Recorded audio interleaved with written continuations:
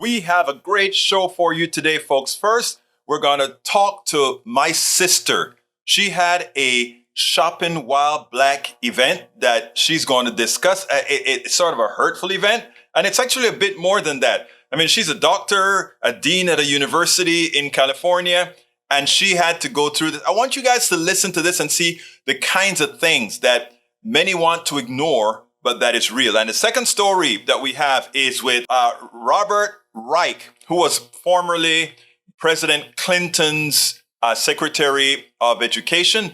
I interviewed him. This is an interview that I did with him quite a few years ago during the Obama administration. And why I'm bringing this is I want to show you how much has not changed. Let's get busy.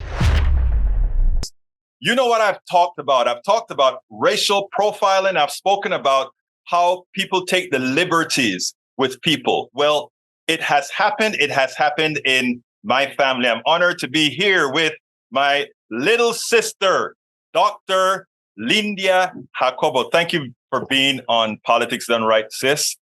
Thank you, hermano. Always a pleasure. Hey, well, look, let me tell you, what happened to you in the store has happened to me over and over again. And many times a lot of people who watch the show would say, well, why don't you do something about it right away? And, I've always stood up for myself, but now do more.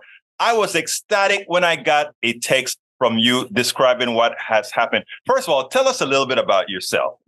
Yeah. So, I am your sister, your lovely sister. And I happen to be, I am, the mother of two kids. I am a wife. I'm a sibling, a sister. And I happen to also be a doctor. I'm a pediatrician. And over the years, I've done a whole lot of things in my career. And I think a lot of what I've ultimately done has really been informed by a lot of my own lived experiences, including what I wrote to you in the complaint I filed with the Better Business Bureau. And what I mean by that is I'm currently one of the deans at a school in Los Angeles. I do a lot of teaching, and a lot of my teaching is focused on, teaching students, teaching staff and faculty to kind of reframe how they engage, how they see the world, primarily through an anti-racist lens, right? And that's really, really hard to do because, I think racism is so deeply embedded in the foundations of everything we do. And I think it impacts our lives day to day. So, that's a little bit about me in a nutshell. Well, explain to me what happened. First of all, I want you to give me the name of the store and what happened at that store, because I think it's not only about training, it's about common sense and empathy. So why don't you tell me a little bit more about that? Yeah, so this store is Roadrunner in San Diego, and just a little bit more about context. I think for me, not that what happened in the store was in any way surprising because it happened in that store, but it's happened in many, many other stores. But the context for this store is that we've historically, I think as a family, gone to that store a whole lot, right? As you know, I've run for many, many years. And so we've always do a lot of marathons. With Arturo and exactly. And both kids, right? Natalita and Arturito. And we've always done running. We do an annual 5K as a family every year. So the point is that we've gone to that store many, many times in the past from the time the kids were little. And I think the reason I reflected on it so deeply is this was in that store the first time I've had that experience. So I entered the store. It wasn't that full because the store had only been open for about 20 minutes. Got to the store and just kind of started trying to find some gear. It was primarily trying to find a few additional Christmas gifts for the kids, for Arturo. And this young woman, as I wrote in the complaint, came up to me and initially seemed reasonably friendly, asked if I needed help. And I said, thank you, no, I don't need help. And I just kept looking, went from the male section to the female section, et cetera, and kept going back and forth because I didn't know exactly what I wanted to select out at the time.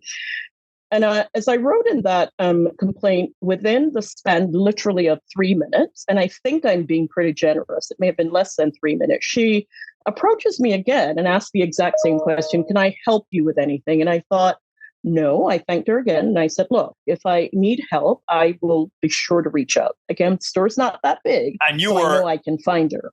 for anybody who needs to know my sister is as passive as can be when she's talking to folks. Don't mess with her kids, though. But as passive, right, exactly, right. as passive as can be, and very friendly.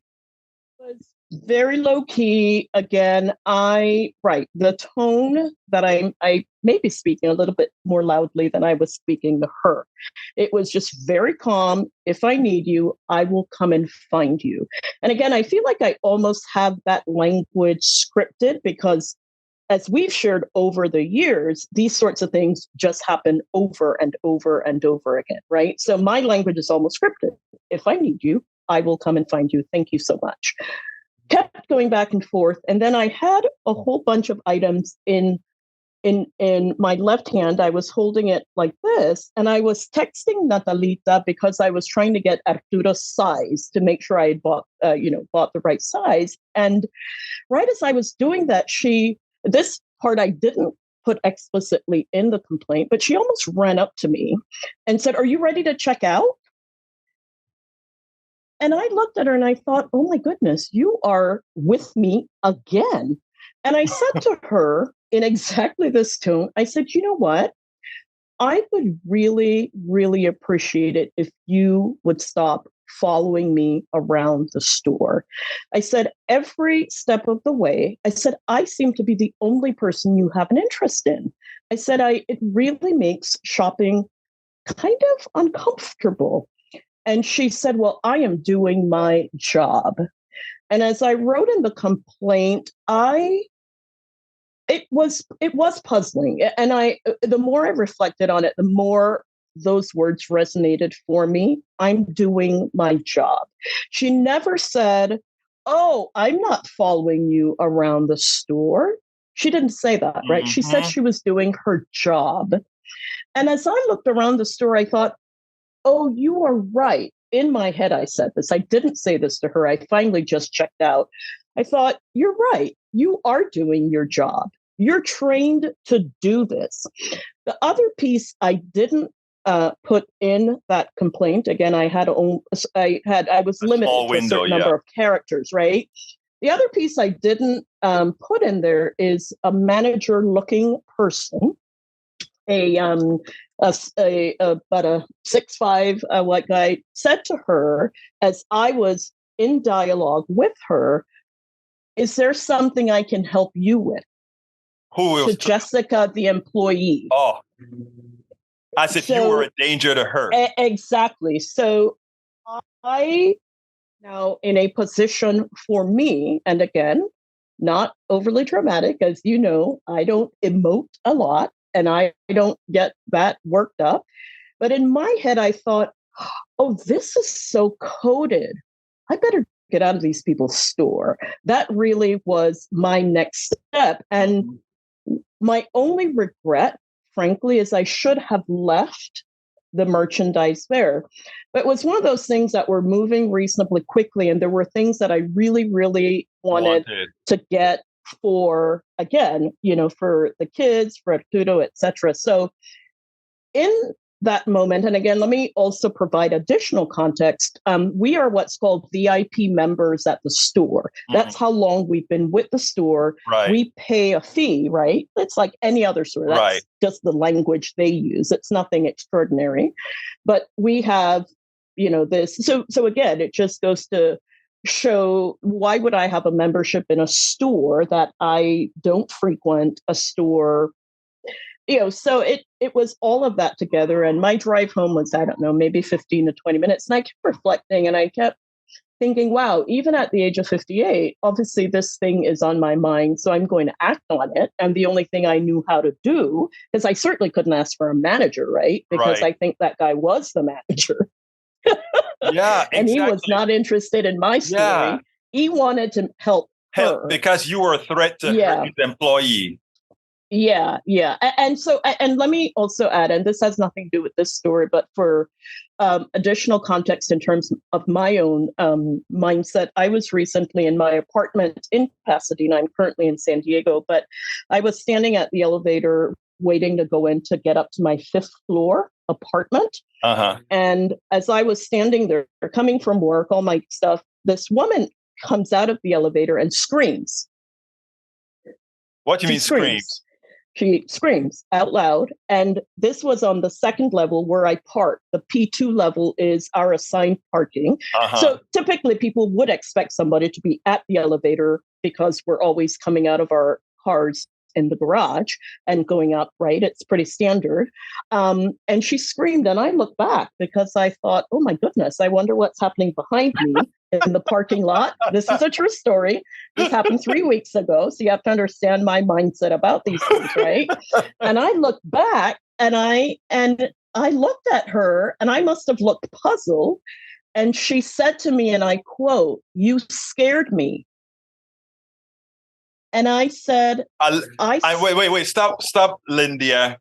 My sister is about 5'2", maybe. I'm 5'2", maybe 5'3", with a pair of heels. Petite as hell. Yes, I had a backpack on, my lunchbox, and I was professionally attired because in other words, I was with coming your doctor from work. Your doctor correct. Equipment. It was very clear. I think that day I had done a video for the school. And so I think I may have even been wearing a black suit. Mm-hmm. All right. And I said to her, I looked at her and I said, so being present in front of an elevator to go to my apartment was scary to you. And she rolled her eyes and left the elevator area. And when I went upstairs, I think Arturo was the only person there at the time, but I shared that story with him. And later on, when Natalita came home, I shared it with her. And it was really kind of surreal, right? Because the implicit messaging wasn't that I really scared her. It was that her expectation of who belonged in the building, right, was different. My physical being, my body didn't match her expectations of what a person waiting for an elevator should look like. And I know many may argue that we, because I've heard this repeatedly, make much of these things. And I will tell you, especially in the kind of work that I do the opposite of making much of these things, right? Mm-hmm. But these stories are important to tell, right? Because at some point, you have to think about the potential of endangerment to us. Exactly. Right? Because her screaming, it's her and I, right? And her screaming for no clear reason was bizarre, right? This young woman, again, these dots all connect, right? These aren't separate things. These are one thing, right? It's one thing, right? And the problem is that it wouldn't be so bad if it wasn't dangerous. Right. It's actually dangerous. This is a story that we need to tell and retell because there's a danger in the stories, right? And I don't think folks who claim that Black folks are sensitive and this and that, and can't you give people grace and benefit of the doubt? I don't think these people really have a deep enough understanding of the danger people who look like me and you are sometimes in, depending on circumstance. Sometimes it's just sort of kind of hilarious, like, he, this happened. But when you reflect more deeply, you think, wow, these things can go one way or the other.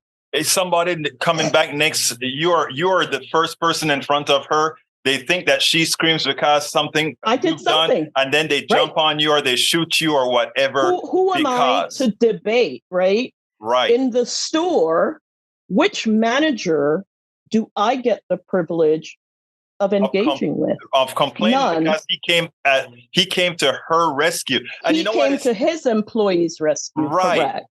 Right. And my next thing is with you was concerning even at the elevator. all right, she may look. I actually for all the phobias that I've had in my life. What I've spoke to people about is overcoming them. Some of them have been. I've had to atone for them for whatever phobia I had.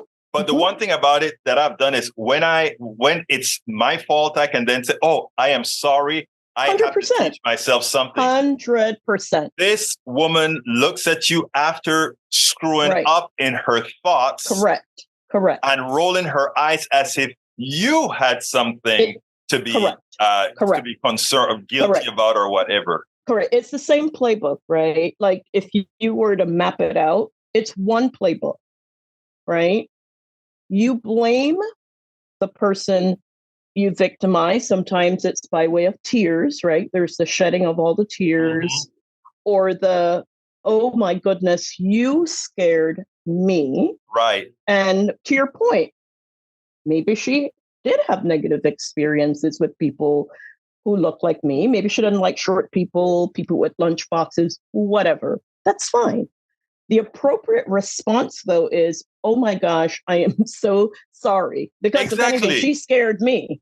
Because I was wondering, remember, this is an area that is, so it's a garage, it's 2 levels. Our assigned level is on P2, and it's a glass encasement where the elevator is. So the reason I looked back is I didn't know if she saw something happening in the parking lot. So my looking back was genuine, right? Because I couldn't have fathomed that her scream had anything to do with me. So then I look back, I'm thinking, oh my gosh, what is she witnessing? But she was witnessing my presence. Wow. Well, let me tell you something, Lindia. The reason I begged you, and folks, all of you that are listening, let me tell you what my sister told me when I said, hey, we've got to do this video for my show today. She said, but Bert, I am not camera ready. I'm like, I'm not. Girl, look at what I'm wearing. I just got back from You are always camera ready. You're this beautiful, petite little sister of mine. Too kind. You know, but I mean, I told you straight up, you're always camera ready for this thing here. But look, I think this, fun and joke aside, even though what I just said was true, I really needed to hear this story, and my audience really needs to hear this story. And global and worldwide, we need to be telling these stories and have somebody who can articulate the stories in the manner in which you do it. No hesitation, no anger, just point of fact. I think that is so important, and I want to thank you so kindly, Lindia Jacobo, muchísimas gracias por estar. Gracias, hermano. And this is my brother. I'm proud of my brother. Muchas gracias, corazón. Hermano. Wow. You know, I've been talking for a long time about our economic system being rigged. And in fact, I wrote the book, How to Make America Utopia, Take Away the Economy from Those Who Rigged It. And the reason I wrote that was because the continuum of a particular economic system that continues to hurt the poor, the middle class, the working class. And, you know, a few years back in 2011, I interviewed Dr. Robert Reich. Everybody remember him as President Clinton's Secretary of Labor. And I remember talking to him and about how this particular system is so poorly designed for the average person, whether it be wages, whether it be healthcare, all these other issues. And that's been 11 years. So I want you to listen to this interview and notice how much stayed the same in 11 years where we should have had some sort of progress. And that brings one to the conclusion that it is not the people, it is not the government, it is the actual result of the economic system that we have. And the only solution, well, we'll talk solutions after this interview. Listen to this, and then we'll take it on the other side. Welcome to a special edition of Politics Done Right. I'm your host, Egberto Willies, and today we're honored to have Professor Robert Reich, President Clinton's Labor Secretary and author of the most informative book, Aftershock. Aftershock is one of those books that when you pick it up, you don't want to stop reading.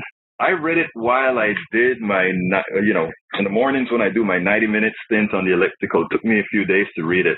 But suffice it to say, by the time went by so quickly and I was so engrossed in that book that I overstayed my welcome on the machine. I think if you can get a chance to get the book, you probably should. The country is in a bad state. The country is having some serious problems with our economy. And one of the things that we have are people not really understanding the genesis of the problem.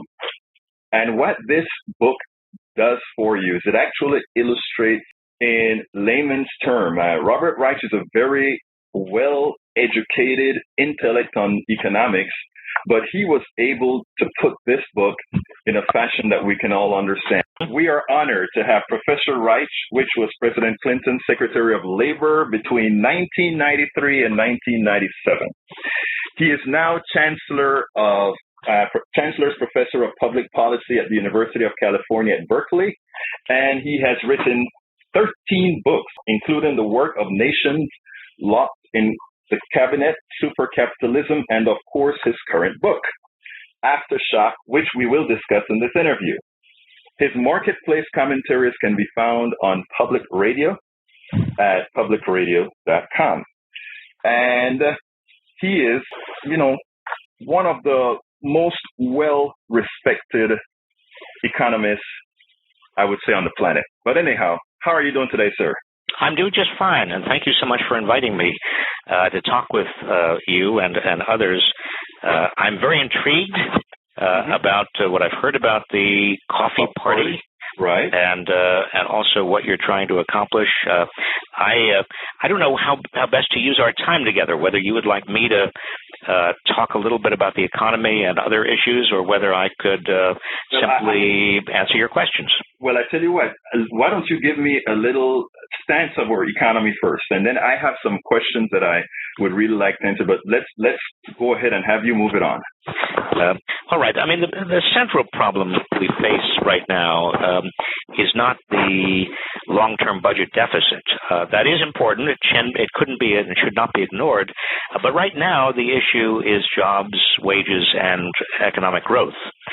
And almost all our efforts in terms of public policy, and in economic terms, that really refers to monetary policy at the Fed, and also fiscal policy with regard to taxes and spending. Almost all of our policies really do need to be oriented toward growth and jobs and wages.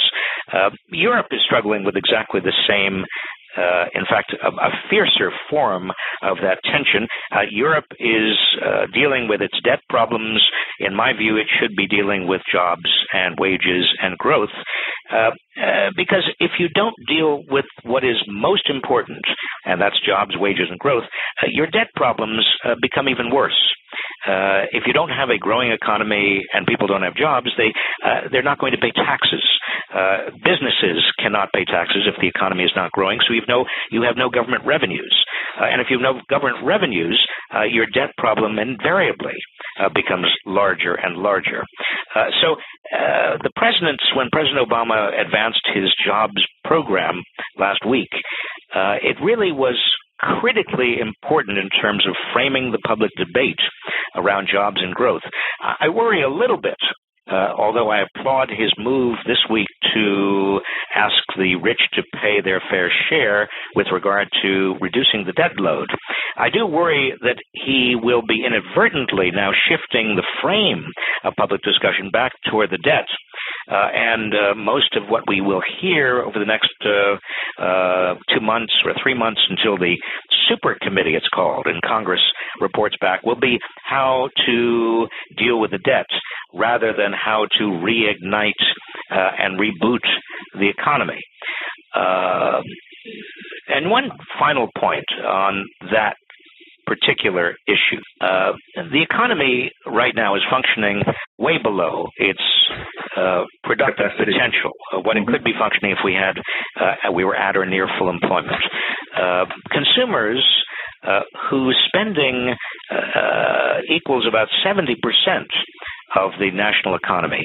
Consumers are not going to spend because, they'll spend for necessities, but they're not going to spend very much more because they still have a huge debt burden. They still are worried about their wages and their jobs. Their wages are dropping. Their home values are a third less than they were in 2006. And so consumers really are very reluctant to spend, and that's completely understandable. That's rational from the standpoint of consumers. But that also means that businesses are not going to hire more people because they won't hire without customers. And that's a vicious cycle.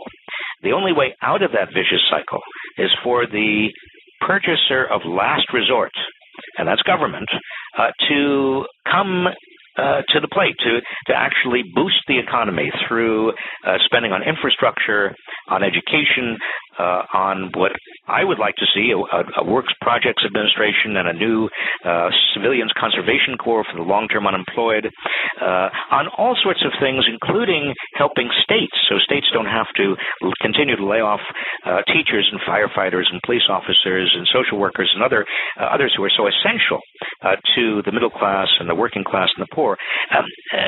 The federal government has got to come forward. And even if it means more indebtedness now, it will mean a stronger economy later on. But Professor, that's my statement, or at least my unprepared statement. I'm delighted to hear any questions anybody has. Yeah, I have one specific question firstly, and that is, what is so difficult in our economists remembering 1937, that dip that occurred when we had the exact, or I should say the almost identical behavior that we're currently seeing from the right to bring down the debt at this time? Well, we don't learn from history, is the simple explanation. 1937, we should have learned, because in 1936 and 1937, Franklin D. Roosevelt did listen to those people, including some of his advisors, who said, well, we've got to cut back government spending. We've got to reduce the money supply because we are coming out of the Great Depression, and we need to worry about the national debt. He did that. The result was we went right back into the Great Depression. We've got to make sure that the economy is healthy before we start raising, before we end the stimulus, before we end fiscal and monetary policies that actually boost the economy. And you're absolutely right, we're on the verge of doing exactly what we did in 1937. Now, interesting enough, if we take a look, and I did this thing about a lot of people like to use Reagan as an example of cutting taxes and so forth, and he did something that I actually call reverse Keynesian, which was he, at the same time that he cut taxes, he actually increased defense spending, and everybody thought, they're looking at Reagan today as some sort of a fiscal hero when he was nothing more than a backdoor Keynesian. Couldn't that be said that way? Another way of putting it would be that he used military Keynesian. There you go. I mean, that Ronald Reagan and to a certain substantial extent George W. Bush, they spent huge amounts on the military, providing a giant Keynesian demand-side boost to the economy. In the case of Ronald Reagan, it did generate a lot of growth, but it also left the first George Bush and certainly Bill Clinton with a huge deficit. In the case of George W. Bush, it didn't generate very much growth because it came on top of his tax cuts, but also on top of a huge Medicare drug benefit, right, which was mainly, in the way I look at it and the way I look at the numbers, a big bit of corporate welfare for the pharmaceutical industry. Right. And George W. Bush was also dealing with an economy that was much frailer than Ronald Reagan's economy. But you're right. In either case, in both cases, it was military Keynesianism. Yes, that is quite interesting. Now, ultimately, what was the trigger for you to write this book, Aftershock? Well, remember, I wrote this really before the economy was in a so-called recovery. Right. And I worried, this was in 2009, I worried at that time that we wouldn't really have much of a recovery because the vast middle class did not have very much of the national income. So much of the national income was still going to the top that the vast middle class wouldn't have enough purchasing power to keep the economy going. And I thought it was important to get that word out. And the notion that inequality, widening inequality, is a major reason we're in the trouble we're in. When so much money goes to the very top, and the middle class, working class, the poor, the rest of us don't have enough purchasing power to keep the economy going, and certainly we can no longer go into deeper debt, you get into exactly the situation we hit in 1928, 29, 30, when there wasn't enough aggregate demand because of widening inequality. So it seemed to me that the argument needed to be made as clearly as I could, and I wish, I wish the administration had paid more attention. Let me ask you this: you're an economist. There are thousands of economists here in town or in the country. They are bound to know this. Absent politics, why is it that we cannot get this message out? I mean, it's not rocket science per se. Why do you think? What do you think is a hindrance to getting this message out? Well, one of the problems is that economists generally don't like to talk about inequality because they feel that they have nothing to say, that it's not part of their profession. They deal with efficiency, they deal with growth, but they don't really deal with distributional issues. Secondly, most policy people are reluctant to talk about it because they also are worried about the politics. The minute in this country anybody talks about reducing inequality, they're accused of being a socialist or worse. A lot of politicians are reluctant to talk about widening inequality for the same reasons, or because their campaign donations, so much of them come from the very wealthiest people in our society or big corporations and Wall Street. They are reluctant to even mention widening inequality. But we're getting to the point where the people at the top are taking home so much of the national income and so much of the national wealth. And we have a huge, devastating, ongoing recession. It's not really a recovery for most people.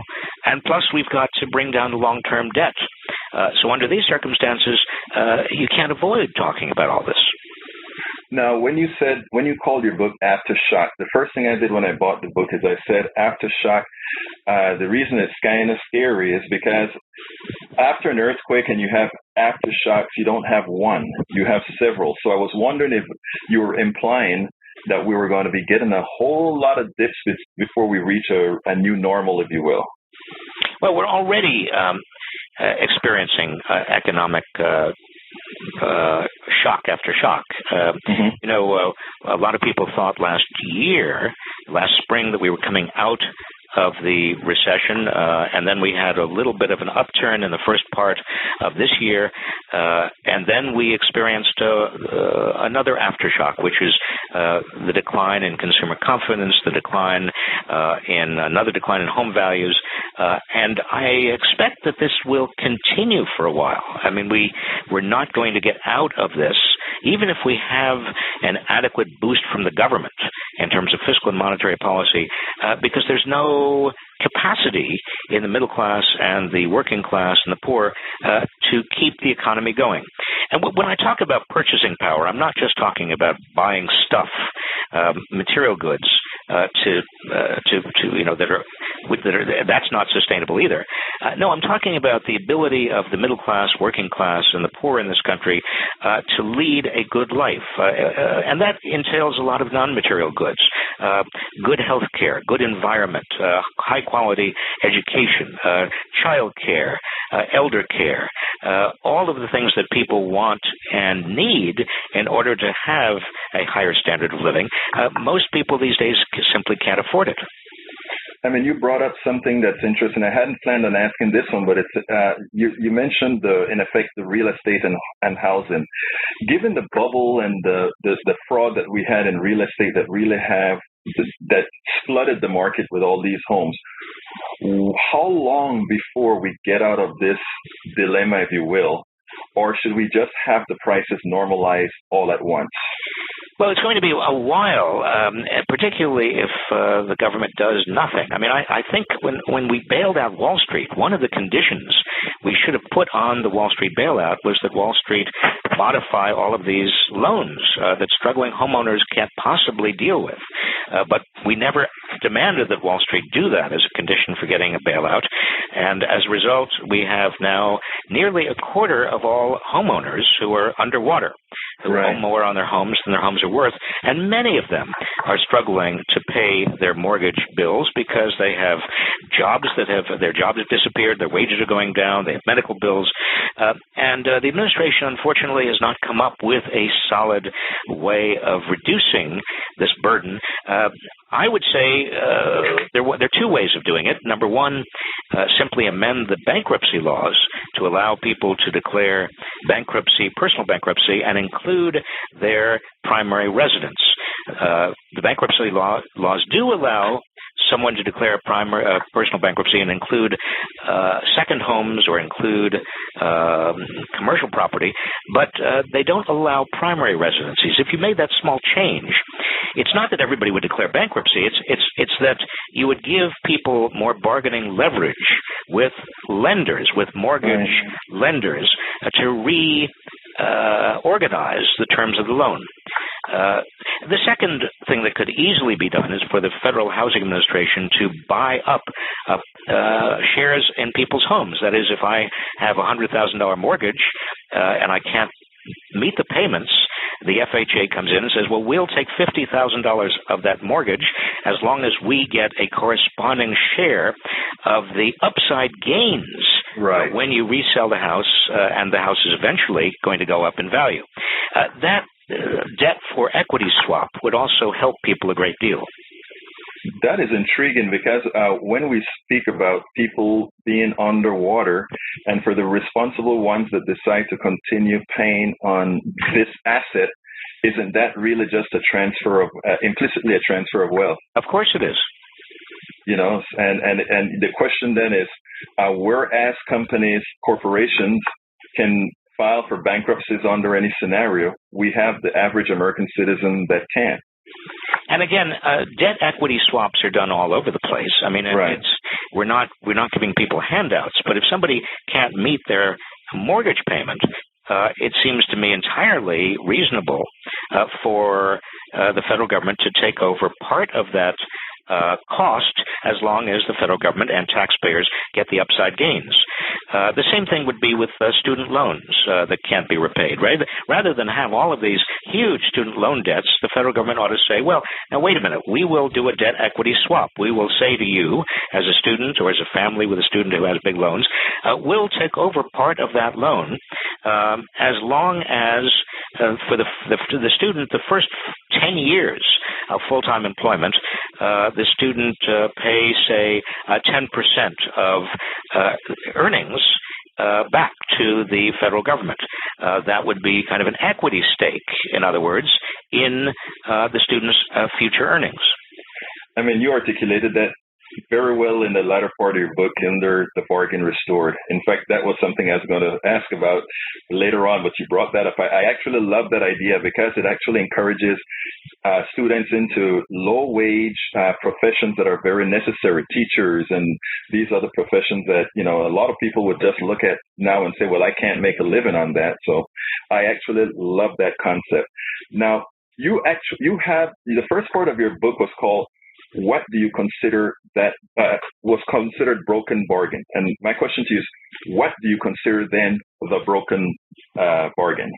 Well, the old bargain, certainly between 1946 and 1975, it wasn't an explicit bargain, but we all understood it, was people ought to be paid enough money in this for their work, for their labors, to be able to turn around and buy enough to maintain a decent middle-class living standard.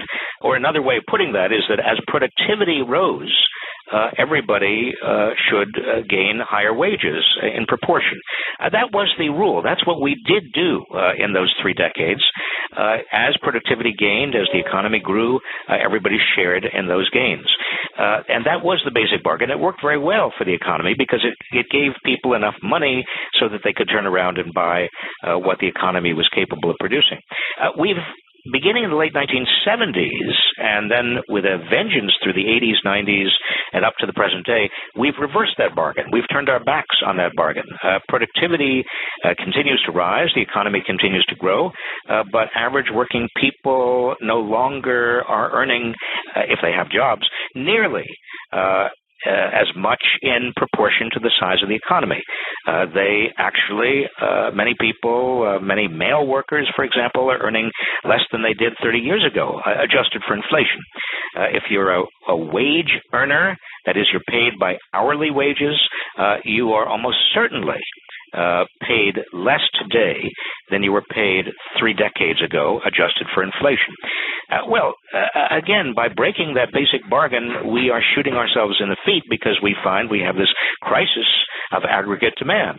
The average people, average working person, if you add up all the average working people together, the great middle class, working class, poor of America, there's not enough purchasing power to keep the economy going. Right. Now, I have a touchy subject here that I'd like to ask you about because I still don't have a good grasp of it, and that is NAFTA. Where do you think NAFTA plays in our, and I mean in its entirety now, in our outsourcing issue? Well, I don't think that now the North American Free Trade Act was oversold, in my opinion, but also the people who feared that all manufacturing jobs would go to Mexico, their fears were overblown as well. Manufacturing jobs didn't go to Mexico, they went to China. They had nothing to do with NAFTA. North American Free Trade Act actually is not a major cause of our problems today. Now, how do you express the problems in China? Why is our manufacturing going over to China as opposed to, let's say, using the NAFTA domain, if you will? It's actually now leaving China. China is losing manufacturing jobs, both because China is loading up its factories with technology that replaces people, but also because Chinese labor is becoming a little bit too expensive. And so companies are relocating in Thailand, in Cambodia, in Vietnam, in Indonesia, in all over Southeast Asia. The other point is that China is assembling components that are made all over the world, including made in the United States. So to say that China is now the center of manufacturing now, I think actually simplifies too much. Okay, now what do you think will then be required for us to actually become manufacturers again? I don't think that's, there are a lot of things that we will continue to produce, but the manufacturing process, if you look in any modern factory today in the United States or even in Europe, is now mostly done by robotics, by numerically controlled machine tools. Yeah. It's not labor intensive. The old assembly line is disappearing. You've got technicians sitting behind computer consoles who are connected up with the robotics and the numerically controlled machine tools, but you don't have large numbers of people doing manufacturing work. That's a mythology. Manufacturing is not going to generate a lot of jobs, even if we got it back. Oh, okay. That's something that I learned. I didn't quite know that. So where do you think our employment picture needs to come from? Well, there are two separate questions, where it will come from and where it needs to come from. Okay. Jobs, if you look at 2006 6 and 7, just before the Great Recession. We had about a 5% unemployment rate.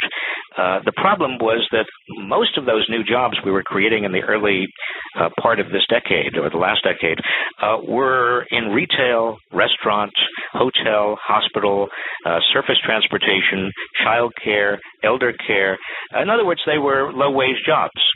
And those jobs, while many of them are important jobs, and many of them are the people are certainly worth respect. I'm not denigrating them. They don't pay very much, those sorts of jobs. And if you look at the jobs that have been created since the trough of the Great Recession, you see that most of those jobs also are in the local service sector.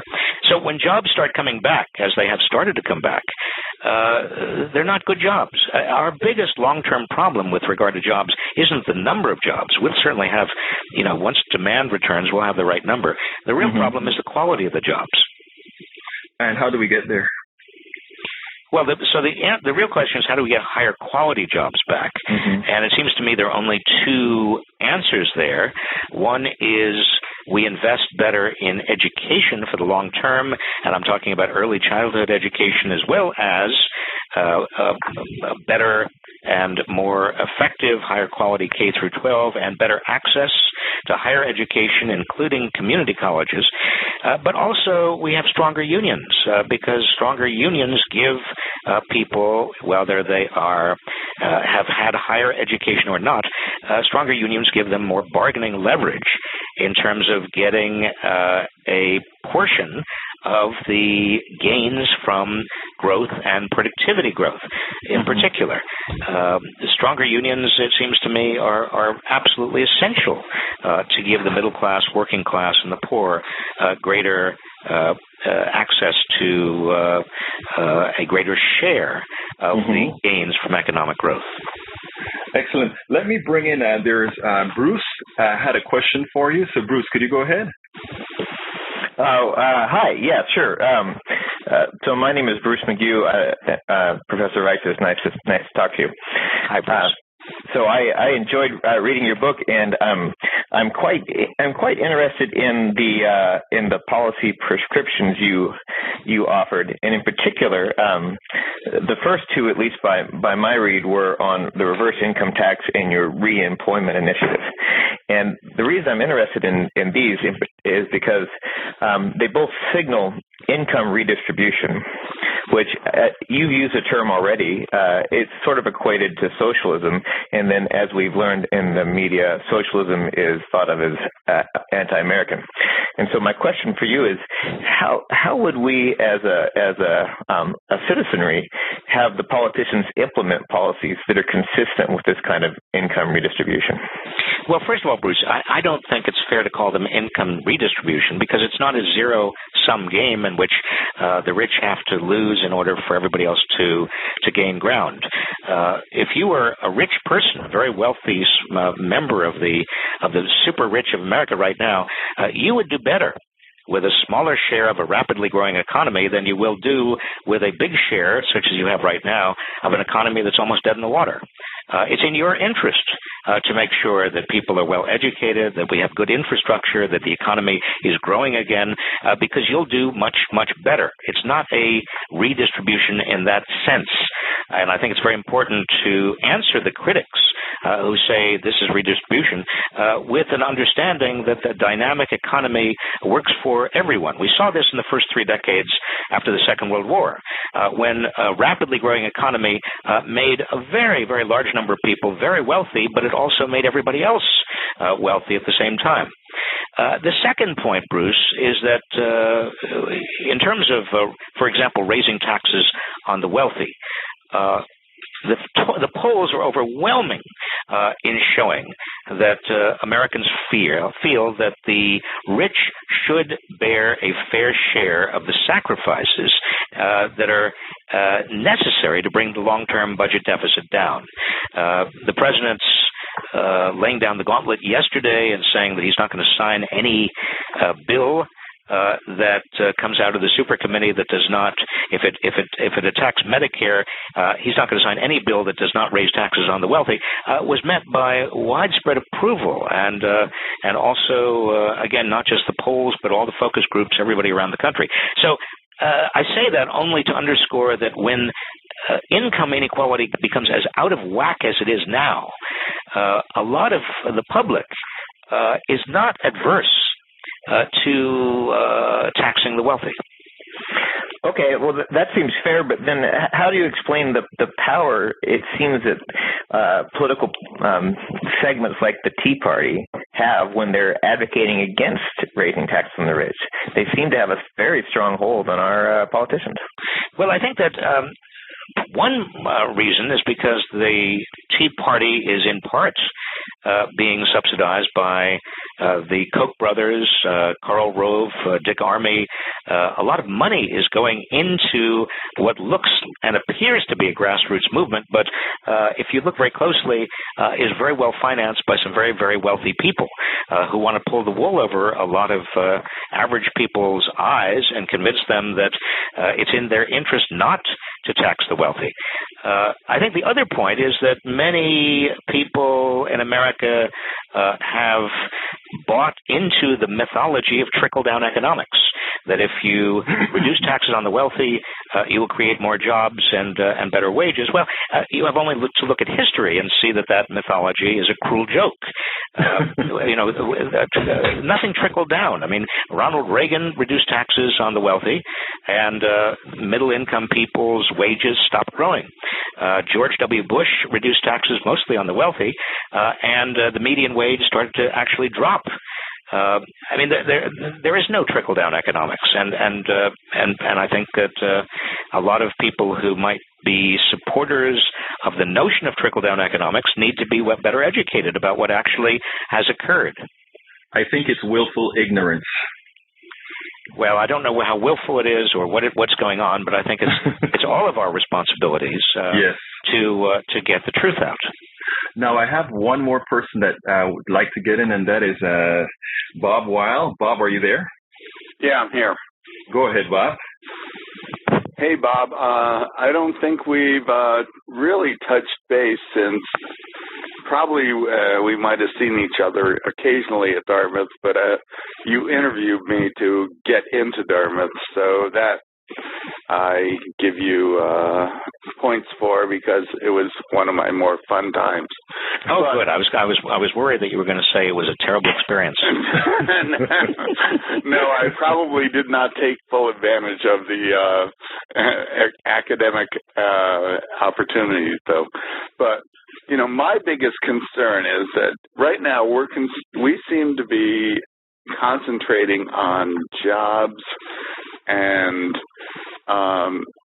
getting an economic recovery, but it seems to me that the real strengths of free enterprise and capitalism have been seriously compromised on for quite a while, whether it be derivatives, which basically have turned the concept of people investing into companies that they really believe in long-term into speculating or gambling on what a stock's going to do short-term, or Wall Street bashing companies for having a long-term vision, like putting emphasis or equal emphasis on employees versus their investors, and rewarding productivity. They seem to prefer to see layoffs and outsourcing, and don't mind seeing huge amounts of golden parachutes. Or for another, I know I'm kind of going on, but advertising and marketing seem to have trumped quality, goodwill, and word of mouth in terms of how the whole free market should make the cream rise to the top, right? And so I'm kind of asking, how do we reward productivity and adding social value versus rewarding whoever's best at gaming the system? Well, Professor?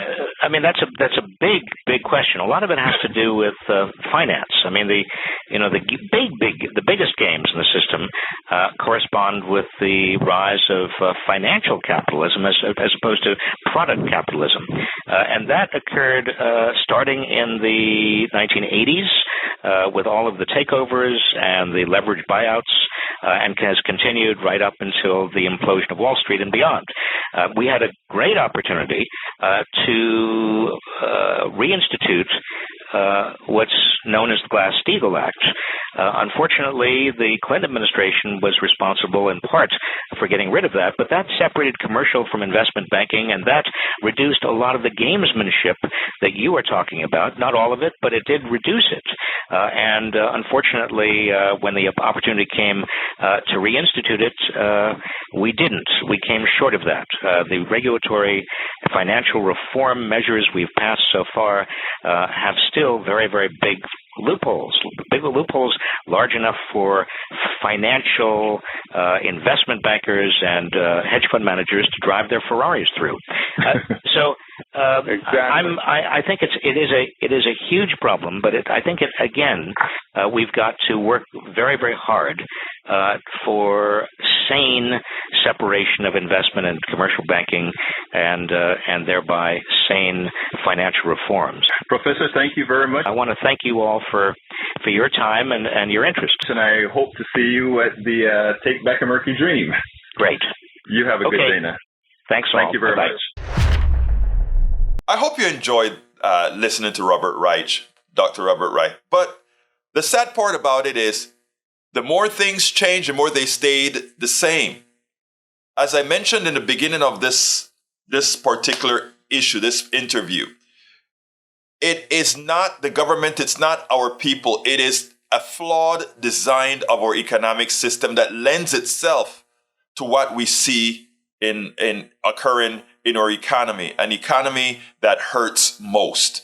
I mean, when people are doing well, they're really not doing well. I mean, they're living on credit, they're living on from paycheck to paycheck.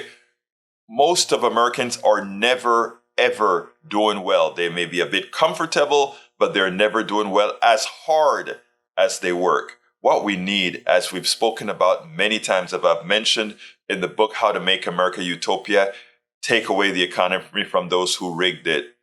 What we need is not reform, but a revamping of the stakeholders in what makes an economic system. And that needs to start sooner than later. And the only way for that to occur is for us to ensure that we vote in primaries. And in the primaries, we elect progressive people who believe in moving us into an economy that serves us all.